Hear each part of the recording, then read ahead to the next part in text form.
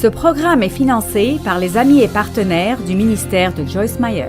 Quand nous donnons dans n'importe quelle forme, que ce soit un compliment, une offrande, du temps pour quelqu'un, quand nous donnons, je pense que nous sommes plus comme Dieu qu'à n'importe quel moment dans nos vies. En ce moment, nous sommes plus comme Dieu. Vous savez pourquoi? Parce que Dieu est un donneur.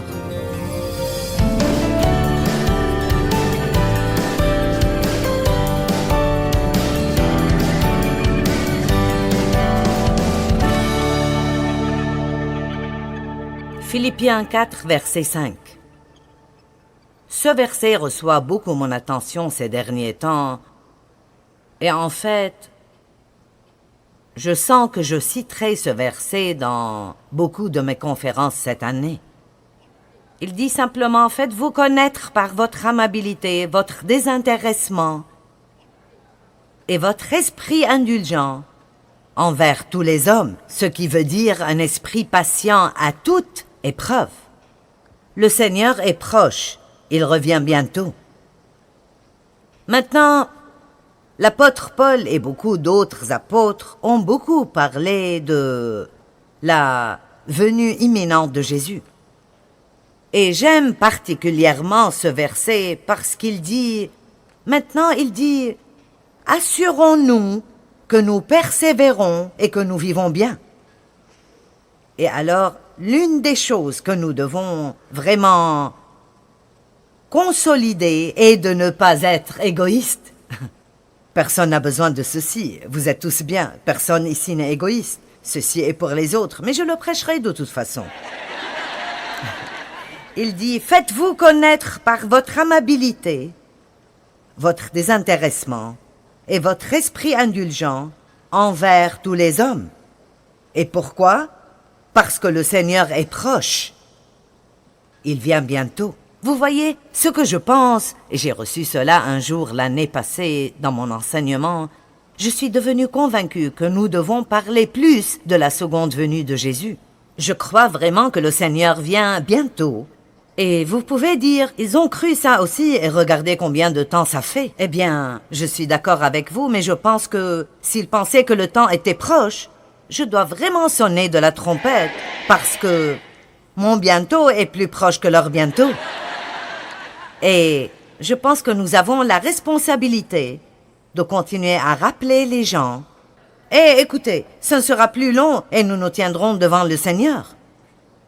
Et la Bible dit dans Romains 14, 12, chaque homme, chaque femme, chaque personne, sans exception, se tiendront devant le Seigneur et rendront des comptes pour leur vie.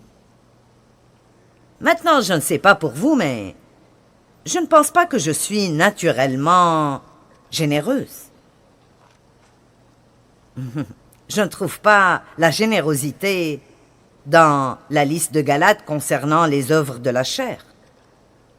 Aucune des œuvres de la chair n'est la générosité.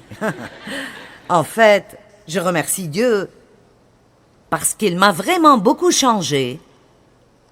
Mais l'égoïsme est si intrinsèque à notre chair que si nous ne nous en gardons pas, la Bible dit « Gardez-vous ».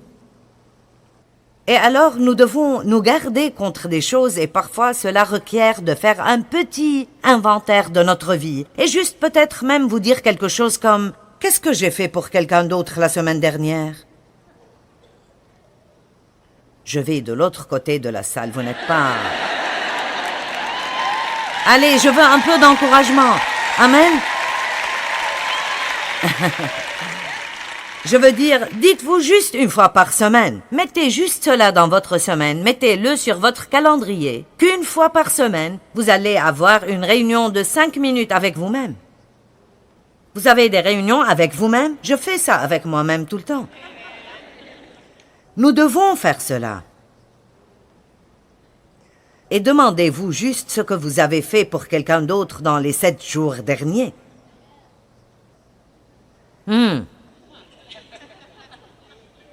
Très bien.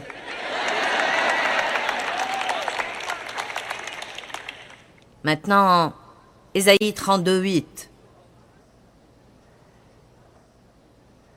Mais l'homme au noble cœur a de nobles desseins, et toute sa conduite reflète sa noblesse, son cœur ouvert et sa générosité. Je veux lire ceci de nouveau. C'est un verset si puissant. Mais l'homme au cœur noble, et nous ne savons probablement même pas ce que le mot veut dire, ce n'est pas un mot que vous entendez tellement maintenant. Il veut dire d'avoir des principes moraux et un idéal très élevé. C'est une personne qui travaille pour ce qui est juste et une personne qui est très vertueuse. Donc, l'homme noble, au cœur ouvert et libéral, fait des choses nobles et il défend ce qui est noble, il a un bon cœur et il est généreux. Il est une personne au grand cœur. N'ayez pas une petite âme, toute petite et qui n'a pas de place dans sa vie pour quiconque d'autre que vous.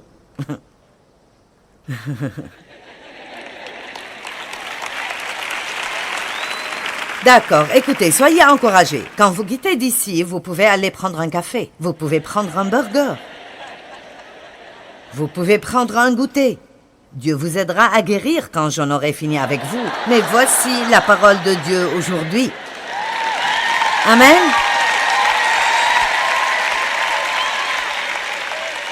Maintenant, nous devrions penser à la beauté de ce genre de personnes. Vous savez, il y a un mot que j'aimerais que nous utilisions dans ce pays plus souvent, et c'est le mot magnifique. Si vous allez en Australie, tout est vraiment magnifique. Je veux dire, si vous prenez un bon repas, c'est magnifique. Si vous entendez un beau chant, c'est magnifique. Si quelqu'un fait quelque chose de gentil, c'est magnifique. J'aime passer du temps avec Darlene Sheck. Je ne le fais pas autant qu'avant, mais j'aime passer du temps avec elle parce qu'elle dit juste « Oh, c'est magnifique, c'est si magnifique, c'est magnifique. » Et vous savez quoi? La beauté est attrayante. La beauté nous attire. Quand je me mets là et je pense aux choses que j'aime faire le plus dans ma vie, l'une des choses dont je jouis est juste les choses magnifiques. Les paysages magnifiques, un bel arbre, un beau meuble pour la maison, tout. J'aime juste la beauté. Et vous savez pourquoi nous sommes comme ça? Parce que Dieu aime la beauté. Et je pense qu'il veut nous regarder un peu plus souvent et dire « magnifique ». Amen. Je pense que quand vous regardez votre vie et vous dites « je ne vais plus continuer comme ça, je n'ai vraiment rien fait pour quiconque dans les 2 semaines passées, je vais m'occuper ici et être une plus grande bénédiction », je crois que Dieu dit « magnifique ». C'est magnifique. Vous savez quoi? Quand nous donnons dans n'importe quelle forme, que ce soit un compliment, une offrande, du temps pour quelqu'un, quand nous donnons, je pense que nous sommes plus comme Dieu qu'à n'importe quel moment dans nos vies. En ce moment, nous sommes plus comme Dieu. Vous savez pourquoi? Parce que Dieu est un donneur. Car Dieu a tant aimé le monde qu'il a donné, et il n'a pas juste donné ce qu'il devait donner, il a donné le meilleur. Allez maintenant, il a donné le meilleur qu'il a. C'est merveilleux ce que Dieu nous a donné. Je veux dire, mon Dieu, qui pourrait un jour comprendre ce qu'il nous a donné et ce qu'il a fait pour nous, alors que vous étiez toujours dans le péché. Vous ne le connaissiez pas, vous vous en foutiez vraiment, vous ne vouliez pas le connaître, vous étiez heureux dans le péché. Il a envoyé son Fils unique pour mourir pour nous. Waouh! Qui ferait cela? Peut-être pour quelqu'un de génial, vous feriez un petit quelque chose. Mais qui ferait quoi que ce soit pour la pire crapule que vous connaissiez? Nous ne faisons pas cela. Mais Dieu peut nous enseigner à faire cela. C'est pour cela qu'il dit ces choses vraiment très dures, comme aimez vos ennemis. Bénissez ceux qui vous persécutent. Dans la Bible amplifiée, il dit « Bénissez ceux qui abusent de vous et usent de vous. Priez pour vos ennemis et bénissez-les. » Et vraiment, pour être honnête, quand vous faites ça, vous ne faites même vraiment rien pour eux, parce que la plupart du temps, ils s'en fichent vraiment. Mais vous faites quelque chose pour vous-même. Vous ajoutez de la beauté à votre vie. Vous n'avez plus besoin d'être cette personne à l'âme réduite et ratatinée qui s'assied à sa place, pitoyable et déteste tout le monde. Eh bien, tu ne sais juste pas. Toutes les promesses de Dieu sont disponibles pour quiconque les demande.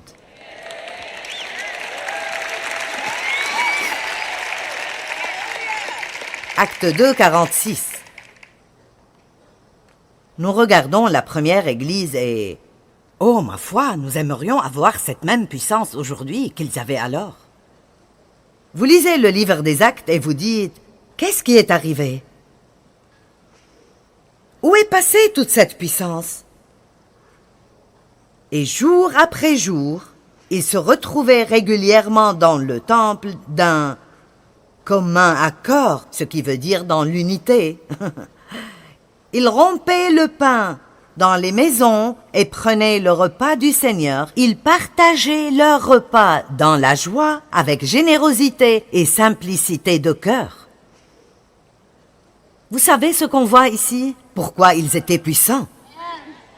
C'est la raison pour laquelle ils étaient puissants. Ils étaient simples, ils étaient reconnaissants, ils s'entendaient bien et étaient généreux l'un envers l'autre. La Bible dit que nous devons être attentifs. Ceci veut dire en fait de penser à ce que vous pourriez faire pour quelqu'un d'autre. Ne serait-ce pas une grande idée? Faites cela dans votre réunion avec vous-même. Chacun d'entre vous connaît quelqu'un pour qui il pourrait faire quelque chose. Une ou deux personnes d'entre vous aiment ça. Chacun d'entre vous connaît quelqu'un pour qui il pourrait faire quelque chose aujourd'hui. Chacun d'entre vous a une maison pleine de choses que vous n'utilisez pas depuis 10 ans et quelqu'un d'autre en a vraiment besoin, mais vous allez vous y accrocher au cas où. Au cas où. Vous en avez besoin. Même si vous en aviez besoin, vous ne sauriez pas où elle est. Vous ne pouvez pas la trouver. L'autre jour, ma fille m'a dit « Eh bien, tu veux te débarrasser de ça? Peut-être que tu en auras besoin. » Et j'ai dit « Si j'en ai besoin, je ne saurais pas où il est. » Elle a dit « Tu as raison, tu m'enverrais juste en amener une autre. » C'était toutes ces choses que j'ai achetées un jour quand je faisais une cure de quelque sorte et j'avais toutes sortes de flacons et de parfums et de lotions que vous pourriez avoir. Et j'achète les choses en multiples et je les garde en stock. Je les achète et puis je dis... Pourquoi est-ce que j'ai 4 tubes de lotion et 4 tubes de crème? Oh oui, ceci venait de... Vous savez. Oh, je vais essayer de retourner à mon message. Jéhovah-Jireh est l'un des noms de Dieu dans l'Ancien Testament. Et il veut dire le Dieu de s'en sortir à peine. Ça veut dire le Dieu de plus que assez. Ou il veut dire le Dieu qui pourvoit. Ou nous pouvons dire le Dieu généreux. Que tout le monde dise Dieu est généreux. Éphésiens 1, 7 et 8. En lui, nous avons la rédemption, la délivrance et le salut par son sang. La rémission, le pardon de nos offenses, nos défauts et nos péchés, d'après les richesses et la générosité de sa faveur gracieuse. Je suis si heureuse que Dieu ne me donne pas juste un peu de miséricorde, mais sa miséricorde est nouvelle chaque jour. Chaque jour. Vous n'allez jamais vous lever un matin et voir Dieu vous dire « Oups, tu as utilisé toute la miséricorde que j'avais mise de côté pour toi. » Mais nous sommes comme cela avec les gens parfois. C'est comme « Je ne vais pas faire ceci de nouveau avec toi. Je t'ai pardonné la semaine dernière. Je ne le ferai plus. » Je remercie Dieu parce qu'il n'est pas avare avec son pardon. Il n'est pas radin concernant l'aide. Il n'est pas radin concernant sa provision. Dieu n'a pas mis de côté un tout petit peu, à peine assez pour que nous nous débrouillions. Il nous a donné plus qu'assez. Et vous savez ce qu'il veut que notre réponse à cela soit? Que nous fassions plus qu'assez. Que nous soyons des personnes excellentes qui font le 1000 supplémentaire et que nous ne fassions pas juste ce que nous devons faire, mais que nous voulions toujours faire plus que ce que nous devons faire. Et vous savez quoi? Je deviens plus heureuse, plus je parle de ceci. Honnêtement, je sens que mon âme s'élève et grandit. Oh, nous sommes sur le mauvais chemin quand tout ce pourquoi nous avons de la place dans notre vie est nous-mêmes, et nos problèmes, et nos affaires, et nos désirs, et nos besoins. Allez dépasser cela.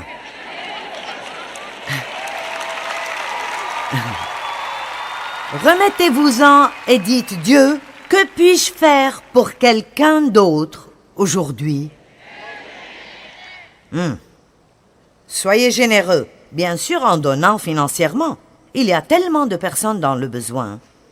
Et en donnant pour l'Évangile, il y a tellement de gens qui ont besoin d'entendre. Soyez généreux dans la miséricorde. Si vous allez donner un pourboire, donnez-en un bon.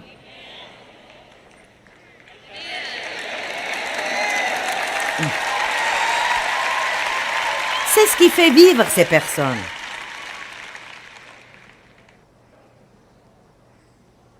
Soyez généreux dans la miséricorde, généreux dans le pardon, généreux dans les compliments. Cherchez moins les défauts. Oui, c'est mieux, oui, n'est-ce pas?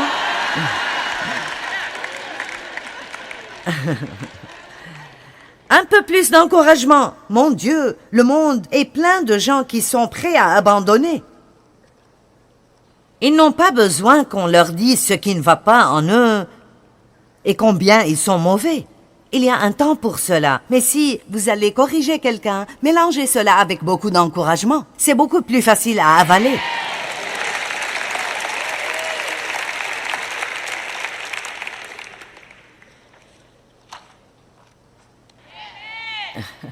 Merci. Merci. À la fin d'Éphésiens 1, 7 et 8, il dit « D'après les richesses et la générosité de sa faveur gracieuse, qu'il a déversée sur nous. » Wouhou! J'aime ce déversement. Combien d'entre vous aiment ceci? J'aime le déversement. J'aime l'excès. En nous donnant pleine sagesse, pleine intelligence et pleine prudence. C'est une chose magnifique, vraiment, d'être généreux. Vous savez, ô Seigneur, tu es magnifique. Tu es si magnifique. Et pourquoi disons-nous ceci? À cause de toutes ces choses. Nous ne parlons pas de ce à quoi il ressemble physiquement. Nous ne l'avons jamais vu physiquement. Ce dont nous parlons sont ses attributs, son caractère, la façon dont il traite avec nous. Et nous sommes beaucoup trop concernés par notre image externe dans les temps où nous vivons aujourd'hui. Combien de personnes me suivent sur Facebook? Combien de personnes regardent mes selfies aujourd'hui? J'essaye de dépasser le fait que tout le monde prend des photos de soi toute la journée et les envoie à tous ceux qu'ils connaissent. Je dis, qui se fiche de ce que vous mangez et comment vous mâchez? Sûrement pas moi.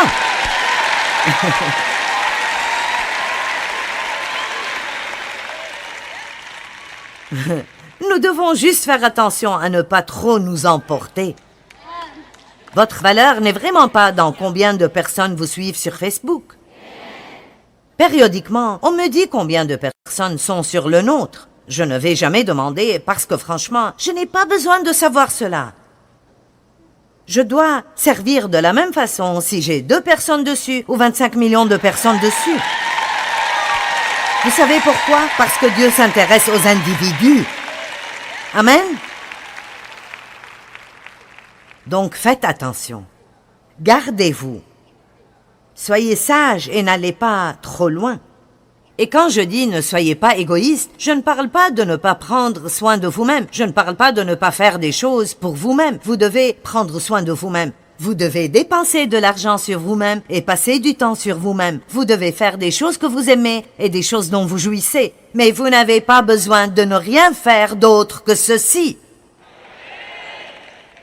Si nous ne prenons pas soin de nous-mêmes, nous n'aurons rien à donner à n'importe qui d'autre. Donc Dieu veut que nous soyons bénis. Mais nous devons toujours nous garder de l'égoïsme. Si vous ne pensez pas que l'homme vient sur la planète Terre avec de l'égoïsme, regardez juste quand un enfant prend un jouet de l'autre enfant. À moi! Et nous crions toujours ceci aujourd'hui. Nous ne le disons juste pas aussi haut qu'eux.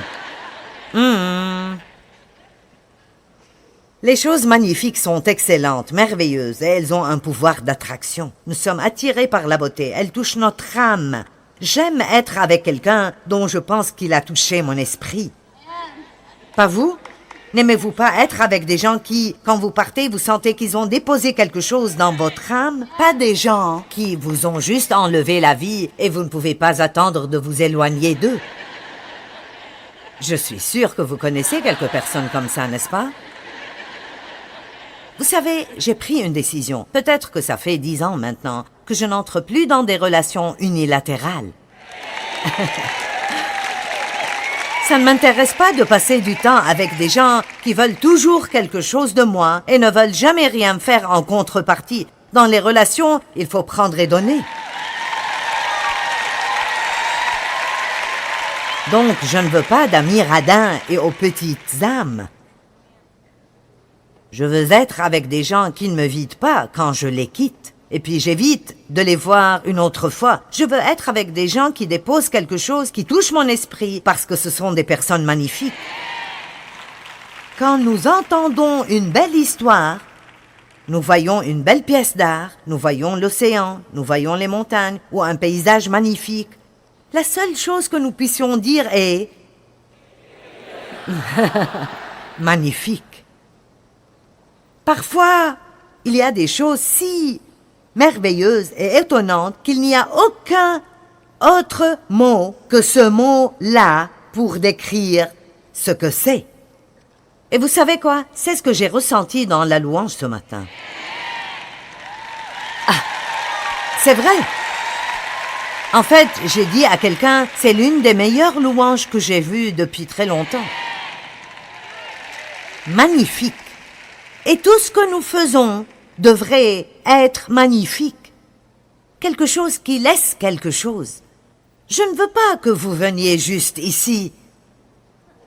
Je ne veux pas que vous vous sentiez mal quand vous partez. Je veux mettre quelque chose en vous. Je veux que vous disiez « Ah, je me sens mieux, je me sens encouragé, je me sens édifié. »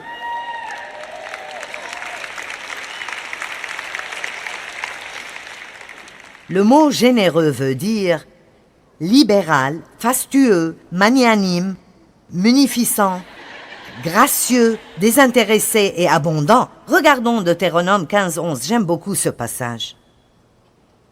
Nous revenons au début de la Bible. Il y aura toujours des pauvres dans le pays. C'est pourquoi je t'ordonne d'ouvrir toute grande ta main à ton compatriote, aux malheureux et aux nécessiteux dans ton pays. Quand c'est le moment de la dîme, est-ce que vous prenez la plus petite monnaie que vous voyez? Ou est-ce que vous sortez un peu de cette réserve d'argent que vous avez cachée dans ces compartiments secrets? Allez, nous en avons tous quelque part. Soyez magnanime. vivez largement. Nous avons tous besoin de nous garder contre l'égoïsme. Et honnêtement, l'une des meilleures façons de faire cela est d'être exprès aussi généreux que vous pouvez l'être de n'importe quelle façon que vous le pouvez. Vivez avec une main ouverte et un cœur ouvert parce que c'est vraiment magnifique quand vous faites cela.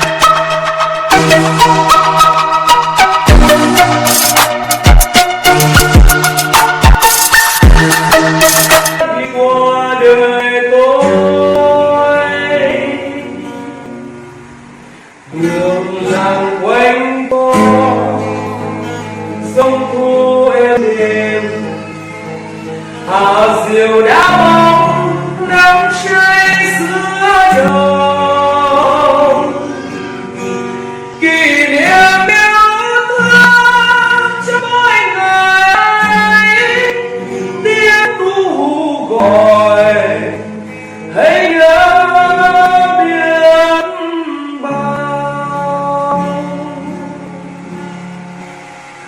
tôi xa quê bao năm tháng qua nhưng trong trái tim không bao giờ xa